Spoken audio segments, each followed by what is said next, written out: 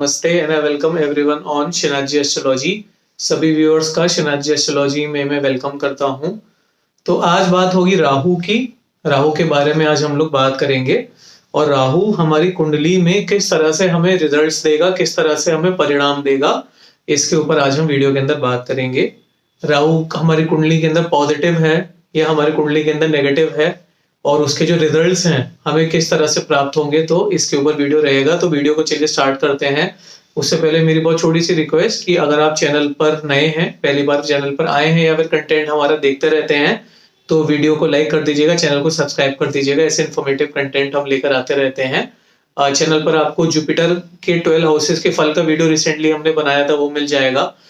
वक्री ग्रह और रेट्रोगेट प्लैनेट्स जो होते हैं उनके ऊपर भी एक वीडियो बनाया था, वो मिल जाएगा। इस तरह के कंटेंट आते रहते हैं। तो चलिए स्टार्ट करते हैं। और देखिए, अगर हम सबसे पहले बात करें राहु की, तो सबसे पहले हमें ये चेक करना पड़ेगा कि राहु जो हमारी कुंडली के अंदर बैठा है, तो राहु अकेला बैठा है हमारी कुंडली के अंदर या फिर किसी पर्टिकुलर प्लेनेट के साथ में हमारी कुंडली के अंदर बैठा है। अब देखिए, राहु अगर हमारी कुंडली के अंदर किसी प्लेनेट के साथ नहीं बैठा है, जैसे सपोज करिए कि राहु किसी घर के अंदर अकेला बैठा हुआ है, तो उस केस में राहु के जो रिजल्ट्स हैं हमें काफी ज्यादा उस पर्टिकुलर हाउस के हिसाब से देखने को मिलेंगे। फॉर एग्जाम्पल, सपोज करिए कि किसी की कुंडली के अंदर राहु सपोज करिए चौथे घर के अंदर बैठा हुआ है। अब चौथे घर के अंदर जब राहु बैठा हुआ है और इस चौथे घर के राहु के ऊपर किसी भी प्लेनेट के साथ में राहु बैठा हुआ नहीं है और राहु के ऊपर किसी भी प्लेनेट की दृष्टि भी इस समय नहीं पड़ रही है, चौथे घर में जो राहु है, तो इस कंडीशन में जब राहु किसी भी घर के अंदर अकेला बैठेगा और अकेला बैठने के साथ ही साथ में उसके ऊपर किसी भी प्लेनेट की दृष्टि भी नहीं पड़ रही होगी, तो ऐसे में जो राहु के रिजल्ट्स हैं हमें बहुत ही ज्यादा अमाउंट के अंदर देखने को मिलेंगे और राहु अपना हमें एक अच्छे तरह से हमें परिणाम यहाँ पर देगा। अच्छे परिणाम किस तरह से देगा? चौथे हाउस के जो रिजल्ट्स हैं, यानी कि हमें अनएक्सपेक्टेड गेन इन प्रॉपर्टी हमारे साथ में हो सकता है। हो सकता है कि हमारा अगर कुछ घर से जुड़ा हुआ कोई काम है तो अचानक से हमारा काम हो जाए। प्रॉपर्टी बाई करना चाह रहे थे तो हम खूब सारी प्रॉपर्टियां हमारे पास में आ जाए, प्रॉपर्टी बाय कर सके।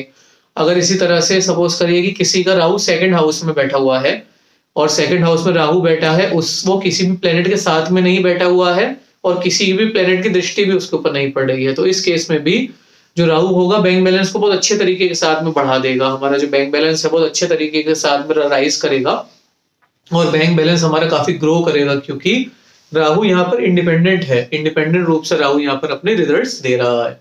तो एक तो पहली कंडीशन ये होती है राहु की कि राहु जो होता है अगर अकेला बैठा हुआ होता है और किसी भी प्लेनेट से दृष्ट नहीं होता, उस केस में राहु के रिजल्ट्स हमें अच्छे देखने को मिलते हैं। उस घर से रिलेटेड राहु के जो पॉजिटिव रिजल्ट्स हैं हमें वो देखने को मिलते हैं। तो आप भी अपनी कुंडली के अंदर चेक कर सकते हैं कि राहु अकेले बैठे हैं या फिर किसी के साथ में बैठे हैं। तो ये पहला केस हो गया कि राहु अपनी कुंडली के अंदर अकेले बैठे हुए हैं, किस तरह से राहु का परिणाम हमें देखने को मिलेगा। उसके बाद में देखिए, दूसरे केस की बात करते हैं कि जैसे राहु किसी पर्टिकुलर प्लेनेट के साथ में बैठे हैं हमारे, ठीक है। तो देखिए, अब इसमें हमें क्या चेक करना पड़ेगा कि राहु सपोज करिए जिस प्लेनेट के साथ में बैठे हैं वो प्लेनेट कौन कौन से हाउसेस को रूल करता है। अब जैसे सपोज करिए कि राहु जो है जिन प्लेनेट्स के साथ में बैठे हैं वो प्लेनेट्स अगर त्रिशदाया जो हमारे भाव होते हैं, त्रिशदाया भाव के स्वामी हैं। जैसे कि जो त्रिशदाया भाव होते हैं हमारे थर्ड हाउस, सिक्स्थ हाउस और हमारा 11th हाउस। तो राहु अगर थर्ड हाउस, सिक्स्थ हाउस या 11th हाउस के स्वामी के साथ में बैठा हुआ है, तो इस केस में उसके जो परिणाम हैं हमें उतने अच्छे देखने को नहीं मिलेंगे, क्योंकि जो त्रिशदाया भाव होते हैं वो थोड़े से नेगेटिव हाउसेस हमारे होते हैं। जैसे कि अगर हम चलिए एग्जाम्पल लेते हैं कि सपोज करिए मीन लग्न की पत्रिका है। अब मीन लग्न की पत्रिका में जो त्रिशदाया भाव हुआ हमारा, थर्ड हाउस त्रिशदाया भाव हुआ और त्रिशदाया भाव का थर्ड हाउस का जो स्वामी हुआ यहाँ पर वो हमारे शुक्र ग्रह हुए।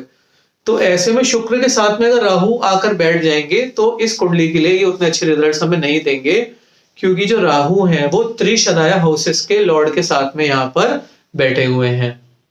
उसके साथ ही साथ में देखिए, जो अगर हम इसी की बात करें मीन लग्न की पत्रिका के लिए, हमारे जो सूर्य होते हैं वो भी त्रिशदाया भाव के स्वामी माने जाते हैं। क्योंकि जो त्रिशदाया भाव छठा हाउस होता है उसके स्वामी यहाँ पर सूर्य देव होते हैं। तो इस पत्रिका में भी, मीन लग्न की पत्रिका में अगर सूर्य के साथ में राहु बैठ जाएंगे तो ये भी अच्छे रिजल्ट्स हमें नहीं देंगे। क्यों नहीं देंगे? क्योंकि राहु जो है वो त्रिशदाया भाव के स्वामी के साथ में बैठे हुए हैं। तो आप भी अपनी पत्रिका के अंदर चेक करिएगा, कुंडली के अंदर चेक करिएगा कि अगर राहु आपकी कुंडली के अंदर त्रिशदाया भाव के स्वामी के साथ में बैठे हुए हैं तो उनके उतने अच्छे रिजल्ट्स हमें देखने को यहाँ पर नहीं प्राप्त होंगे। तो ये एक हमारा राहु का एक बैठने की एक हमने यहाँ पर राहु की व्यवस्था देखी, किस तरह से राहु बिहेव करेंगे। तीसरा केस देखते हैं हम कि राहु का जो प्लेसमेंट है कब वो राजयोग में कन्वर्ट हो जाता है। किसी कुंडली के अंदर राहु का जो प्लेसमेंट है कब वो राजयोग के अंदर कन्वर्ट हो जाएगा। अब देखिए, हमें पता है कि हमारी जो कुंडली होती है उसमें हमारा जो 5th हाउस होता है और जो 9th हाउस होता है ये हमारा लक्ष्मी स्थान माना जाता है। तो अगर राहु किसी भी इंसान की कुंडली में, पर्सन की कुंडली में 5th लॉर्ड या 9th लॉर्ड के साथ में जाकर अगर बैठ जाते हैं तो इस केस में जो राहु के परिणाम हैं हमें काफी ज्यादा अच्छे देखने को मिलेंगे। और इस केस में जो राहु है वो कहीं ना कहीं एक बहुत ही स्ट्रॉन्ग धन योग का निर्माण यहाँ पर राहु करेंगे और इस पर्सन को काफी ज्यादा धन की प्राप्ति होगी। क्योंकि देखिए, सब जैसे अगर हम एग्जाम्पल लेते हैं यहाँ पर कि चलिए कुंभ लग्न की पत्रिका लेते हैं। अगर आप कुंभ लग्न की पत्रिका होती है तो उसमें जो 5th लॉर्ड बनते हैं कुंभ लग्न की पत्रिका में वो हमारे बुध देव बनते हैं और जो 9th लॉर्ड बनते हैं वो हमारे शुक्र देव बनते हैं। तो अगर इस पत्रिका के अंदर यानी कुंभ लग्न की कुंडली के अंदर अगर राहु बुध के साथ में जाकर बैठ जाए या फिर राहु शुक्र के साथ में बैठ जाए तो ये एक बहुत ही उत्तम धन योग का निर्माण यहाँ पर राहु कर देंगे। क्योंकि राहु जो है वो 5th लॉर्ड और 9th लॉर्ड के साथ में बैठ चुके हैं। तो ये राहु का एक बहुत ही उत्तम प्लेसमेंट माना जाएगा कि राहु अगर 5th लॉर्ड या 9th लॉर्ड के साथ में बैठे हुए हैं तो राहु कहीं ना कहीं हमारा धन योग का निर्माण कर देंगे। अब एक अगला कंडीशन क्या आता है कि जैसे जो राहु हैं अगर वो केंद्र में बैठे हुए हैं, राहु 1, 4, 7 या 10 के अंदर बैठे हुए हैं जो हमारे केंद्र हाउसेस होते हैं। अब राहु और केंद्र के अंदर बैठे हैं, 1, 4, 7, 10 के अंदर बैठे हुए हैं और ऐसे में राहु अगर 5th लॉर्ड या 9th लॉर्ड के साथ में कंजंक्ट हो जाते हैं यानी कि 5th लॉर्ड या 9th लॉर्ड के साथ में राहु आकर बैठ जाते हैं तो ये एक विष्णु लक्ष्मी योग का निर्माण करेंगे। यानी कि एक राजयोग होता है जब राहु केंद्र में बैठे हों और केंद्र में राहु त्रिकोण के जो स्वामी है 5th लॉर्ड या 9th लॉर्ड के साथ में जाकर बैठ जाएं तो ये एक विष्णु लक्ष्मी राजयोग का निर्माण कर देंगे। तो इस तरह से हम राहु के प्लेसमेंट को स्टडी कर सकते हैं। हमारी कुंडली के अंदर जो राहु का प्लेसमेंट है हमें वो किस तरह के रिजल्ट्स देगा। अगर राहु अकेले बैठे हैं, किसी के साथ दृष्ट नहीं है, तो उस घर के सबसे ज्यादा स्ट्रॉन्ग रिजल्ट्स राहु हमें तब देंगे। अगर राहु त्रिशदाया भाव के स्वामी के साथ में बैठे हैं तो नेगेटिव रिजल्ट्स हमें देखने को मिल सकते हैं। राहु अगर कुंडली के अंदर 5th लॉर्ड या 9th लॉर्ड के साथ में बैठे हैं तो धन योग हमें देखने को मिलेगा। और उसी के साथ में राहु अगर केंद्र में बैठे हैं, केंद्र में 5th या 9th लॉर्ड के साथ में बैठे हैं तो ये हमें कहीं ना कहीं एक धन लक्ष्मी विष्णु लक्ष्मी राजयोग का निर्माण करके देंगे। तो ये हमने राहु की देखिए पोजीशन के ऊपर बात करी। इसके साथ ही साथ में देखिए राहु जो होते हैं वो कुंभ राशि के को रूलर माने जाते हैं। तो राहु जब भी कुंभ राशि के अंदर जाकर बैठते हैं तो भी अपने सर्वाधिक रिजल्ट्स वो राहु इंसान को देते हैं क्योंकि कुंभ राशि के जो को रूलर हैं वो राहु होते हैं। तो जब भी राहु का प्लेसमेंट आपको 11 नंबर के अंदर दिखे तो आप उसको बोलिएगा कि राहु जो है वो हमारे कुंभ राशि के अंदर हुए। और ऐसे में भी राहु के जो रिजल्ट्स हैं हमें वो बहुत ही ज्यादा अच्छे देखने को मिलेंगे। और इसमें अगर राहु केंद्र में आकर बैठ जाते हैं तो हमें बहुत ही ज्यादा अच्छे रिजल्ट्स, राहु राजयोग की कंडीशन यहाँ पर राहु बना देंगे हमारे लिए। तो बहुत ही अच्छे रिजल्ट्स हमें यहाँ पर देखने को राहु के मिलेंगे। तो इस तरह से राहु की पोजीशन को हम स्टडी करेंगे। उसके साथ ही साथ में देखिए जो राहु होते हैं हमारे वो मिथुन राशि के अंदर राहु एग्जॉल्टेड माने जाते हैं। तो जब भी राहु मिथुन राशि के अंदर होते हैं तो भी राहु के जो रिजल्ट्स हैं हमें बहुत ही ज्यादा अच्छे देखने को मिलते हैं। और कहीं ना कहीं राहु जो होते हैं वो धनु राशि में डेबिलिटेट हो जाते हैं यानी कि नीच अवस्था में चले जाते हैं। तो धनु राशि के अंदर जो राहु के रिजल्ट्स हैं हमें उतने अच्छे देखने को नहीं मिलते। तो कहीं ना कहीं मिथुन राशि के अंदर राहु बहुत अच्छे रिजल्ट्स देंगे और धनु राशि के अंदर राहु के रिजल्ट्स हमें उतने अच्छे देखने को नहीं मिलेंगे। ज्योतिष में एक योग बहुत ज्यादा कॉमन हो जाता है जिसको हम लोग कभी ना कभी देखिए सूर्य राहु का जो कॉम्बिनेशन है उसे लोग ग्रहण दोष कह देते हैं।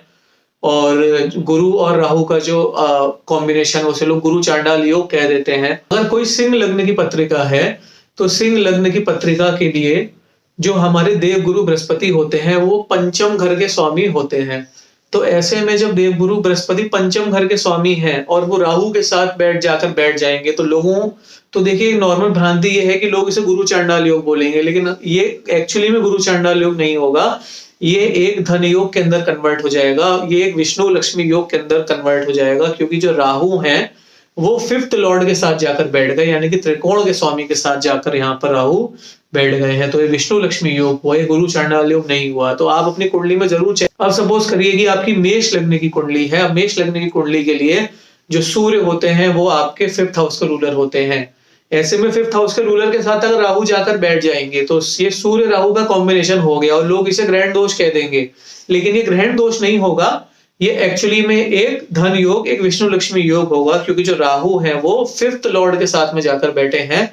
तो इस तरह से हम राहु की पोजीशन को एनालाइज करेंगे। राहु हमारी कुंडली के अंदर जिस प्लेनेट के साथ में बैठे हैं, जिस घर के प्लेनेट के साथ में बैठे हैं, उसके हिसाब से हम ये बताएंगे कि राहु हमारी कुंडली में पॉजिटिव है कि हमारी कुंडली के अंदर नेगेटिव है। और अगर अकेले बैठे हैं तो बहुत ही अच्छे रिजल्ट्स हमें देखने को राहु जरूर देंगे, उस हाउस से रिलेटेड रिजल्ट्स राहु हमें जरूर देंगे।